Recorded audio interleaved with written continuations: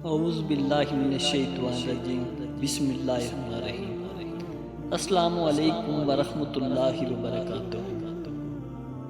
حضرت خلیمہ سعدیہ رضی اللہ تعالی عنہ مکے کے سنگاخ پہاڑوں کے عقب میں 85 کلومیٹر مشرق کی جانب طائف کی سرسبز و شاداب وادی سے ذرا آگے بنی حوازن کا علاقہ تھا، جہاں قبیلہ بنی سعد آباد تھا۔ عرب کا یہ قبیلہ قدیم قبیلہ اپنی فصاحت اور بلاغت اور حکمت و شعری کلامی کی بنا پر حجاز میں معروف تھا۔ یہ لوگ نہ صرف خود فصیح و بلیغ عربی بولتے بلکہ اس زبان کے محافظ اور معلم بھی تھے۔ اسی خوبی کی بنا پر عرب کی صاحب حیثیت شہری اپنے بچوں کو ذہنی و جسمانی تربیت اور خالص عربی زبان سیکھنے کی غرض سے ایک خاص مدت تک اس قبیلے کی خواتین کے حوالے کر دیا کرتے تھے۔ یہ عورتیں سال میں 2 مرتبہ شہروں کا رخ کرتی اور نومولود بچوں کو مناسب اجرت پر اپنے ساتھ لے جاتی۔ ان میں عورتوں میں ایک معزز و محترم خاتون حضرت خلیمہ سعدیہ رضی اللہ تعالی عنہ بھی تھی، جنہیں نبی آخر الزمان سرور کائنات نبی کریم صلی اللہ علیہ وآلہ وسلم کو ایام ذات میں اپنی آغوش میں رکھنے اور 2 سال تک دودھ پلانے کا شرف عظیم نصیب ہوا۔ ان کے شوہر کا نام حارث بن عبدالعزیہ اور کنیت ابو کبشہ تھی۔ وہ بھی قبیلہ بنی سعد ہی سے تعلق رکھتے تھے۔ حضرت خلیمہ رضی اللہ تعالی عنہ کے بچے عبداللہ، انیسہ اور شیمہ حضرت صلی اللہ علیہ وآلہ وسلم کے رضائی بہن بھائی تھے۔ حضور صلی اللہ علیہ وآلہ وسلم کو اپنی رضائی بہن شیمہ سے بے حد انسیت تھی کہ وہی آپ صلی اللہ علیہ وآلہ وسلم کو گود میں کھلاتی اور لوریاں دیا کرتی تھی۔ حضرت خلیمہ رضی اللہ تعالی عنہ کی کہانی خود ان کی زبانی۔ وہ فرماتی ہیں، ان دنوں ہمارا علاقہ شدید ترین قحط اور خشک سالی کا شکار تھا۔ وہ مئی کا ایک سخت گرم دن تھا کہ جب ہمارے قبیلے سے خواتین کا ایک قافلہ بچوں کے حصول کے لیے مکے کی جانب روانہ ہوا۔ اس قافلے میں شامل خواتین میں سے ایک میں بھی تھی۔ میں اپنی سفید لاغر گدی پر سوار تھی۔ میرا خاوند حارث دودھ پیتا بچہ عبداللہ اور میری ہستہ خال کمزور اونٹنی بھی ساتھ تھی۔ میری گدی نکاحت اور کمزوری کے سبب نہایت سست رفتاری سے سفر طے کر رہی تھی،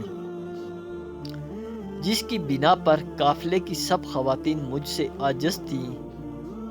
چنانچہ وہ سب مجھ سے پہلے مکہ پہنچ گئی۔ انہیں سب سے پہلے حرم کعبہ کے متولی اور مکے کے سردار عبد المطلب کے گھر لے جایا گیا، لیکن انہوں نے جب بچے کے یتیم ہونے کا سنا تو خاطر خواہ انعام و اکرام نہ ملنے کے اندیشے کے پیش نظر بچہ لینے سے انکار کر دیا۔ یہاں تک کہ جب میری سواری مکہ پہنچی تو ہمارے قبیلے کی تمام خواتین بچے حاصل کر چکی تھی۔ میں نے اپنے شوہر سے کہا، اللہ کی قسم مجھے خالی ہاتھ جانا ذرا اچھا نہیں لگتا، اور پھر اپنے شوہر کے مشورے پر اس یتیم بچے کو صرف اس بنا پر لے لیا کہ قبیلے کے لوگ خالی ہاتھ آنے کا طعنہ نہ دیں۔ حلیمہ رضی اللہ تعالی عنہ کے گھر برکتوں کے ڈیرے۔ حلیمہ سعدیہ رضی اللہ تعالی عنہ کہتی ہیں کہ جب میں نے آمنہ کے لال کو گود میں لیا اور اپنے ڈیرے پر آئی تو دیکھا کہ میری سوکھی چھاتیاں دودھ سے بھر چکی ہیں اور میرا بچہ بھوک سے ہر وقت روتا رہتا تھا آج پہلی مرتبہ اس نے اور آن حضرت صلی اللہ علیہ وآلہ وسلم نے بھی شکم سیر ہو کر دودھ پیا۔ اس کے باوجود دودھ کم نہ ہوا۔ شور کی نظر اونٹنی پر پڑی تو اس کے سوکھے تن دودھ سے لبریز تھے۔ واپسی کے سفر پر میری لاغر گدی نے اپنی تیز رفتاری سے سب کو حیران کر دیا۔ میری ساتھی عورتیں رشک و حسد میں مبتلا ہو کر مجھ پر آوازیں کسنے لگی۔ جب ہم گھر پہنچے تو میرے گھر پر اللہ کی برکتوں نے ڈیرے ڈالے ہوئے تھے۔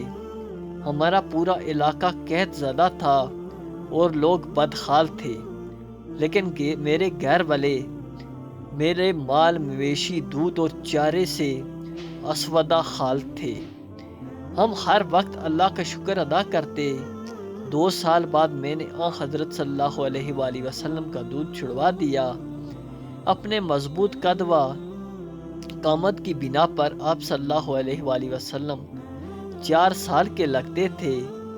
ہم انہیں حضرت آمنہ رضی اللہ تعالیٰ عنہ کے پاس لے گئے۔ اس زمانے میں مکہ بیماری کی زد میں تھا، لہٰذا ہم نے بے حد اصرار کر کے انہیں دوبارہ اپنے ساتھ لے جانے کی اجازت لے لی۔ واقعہ شق صدر۔ ابھی آپ صلی اللہ علیہ وآلہ وسلم 4 یا 5ویں سال میں تھے کہ شق صدر کا واقعہ پیش آیا۔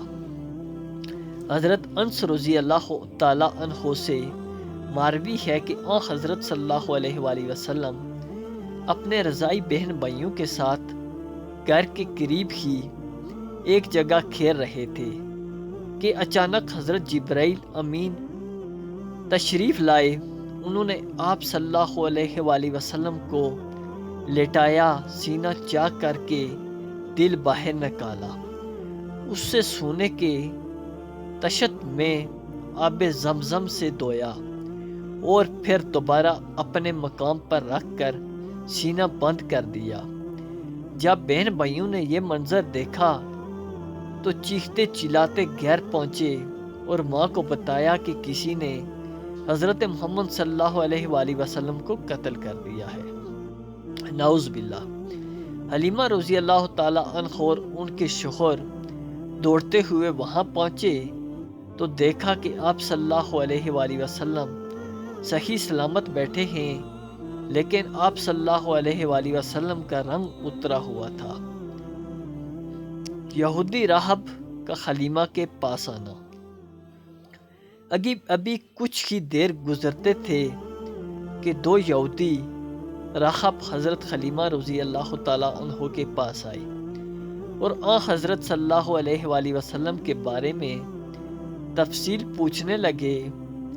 ان میں سے ایک نے پوچھا، کیا یہ بچہ یتیم ہے؟ حلیمہ سعدیہ رضی اللہ تعالیٰ عنہ کو ان پر کچھ شک ہو گیا تھا، چنانچہ جلدی سے بولی نہیں۔ پھر اپنے شوہر کی جانب اشارہ کر کے کہا، یہ اس بچے کا باپ اور میں ماں ہوں۔ راہب بولا، اگر یہ بچہ یتیم ہوتا تو ہم اسے قتل کر ڈالتے، نعوذ باللہ۔ آن حضرت صلی اللہ علیہ وآلہ وسلم پر بادل کا سایہ۔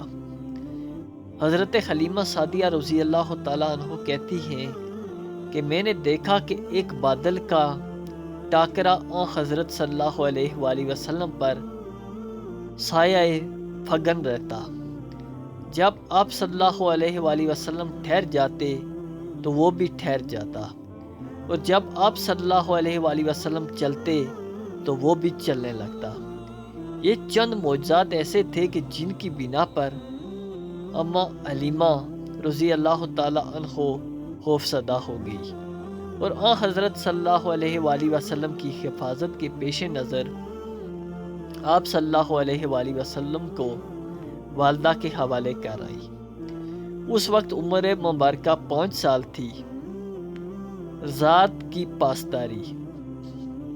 حضور صلی اللہ علیہ وآلہ وسلم صحابہ کرام رضی اللہ تعالیٰ عنہ سے فرمایا کرتے کہ میں تم سب میں زیادہ فصیح ہوں، اس لیے کہ میں قریش سے ہوں اور میری زبان بنی سعد بن بکر کی زبان ہے، جو عرب کی فضا مشہور تھے۔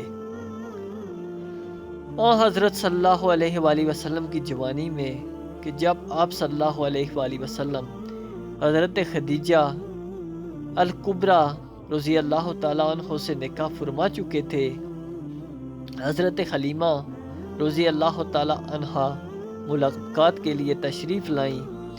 حضور صلی اللہ علیہ وآلہ وسلم نے انہیں دیکھا تو بہت خوش ہوئے اور عزت و احترام کے ساتھ حضرت خدیجہ رضی اللہ تعالیٰ عنہ سے ملوایا۔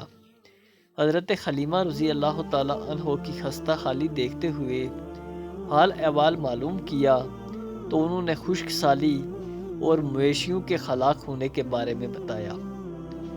ام المومنین حضرت خدیجہ رضی اللہ تعالیٰ عنہ کو جب پتہ چلا تو انہوں نے حضرت حلیمہ رضی اللہ تعالیٰ عنہ کو 40 بکریوں اور سواری کے لیے ایک اونٹ عنایت کیا جو مال و متاع سے لدا ہوا تھا۔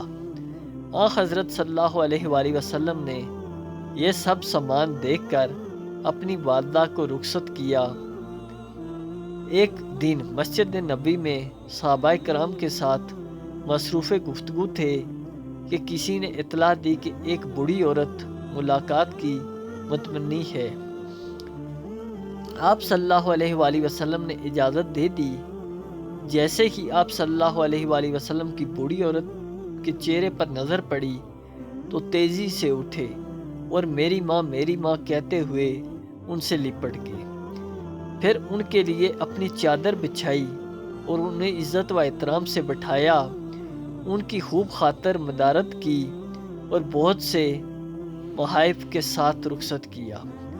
روایات میں ہے کہ آپ صلی اللہ علیہ وآلہ وسلم اس وقت تک دروازے پر کھڑے رہے جب تک ان کی سواری نظروں سے اوجھل نہ ہو گئی۔ آپ صلی اللہ علیہ وآلہ وسلم نے صحابہ کرام رضی اللہ تعالیٰ عنہ کے پوچھنے پر فرمایا، یہ میری وہ ماں ہیں جنہوں نے مجھے 2 سال تک دودھ پلایا اور جن کے گھر میں نے 5 سال کی عمر تک قیام کیا۔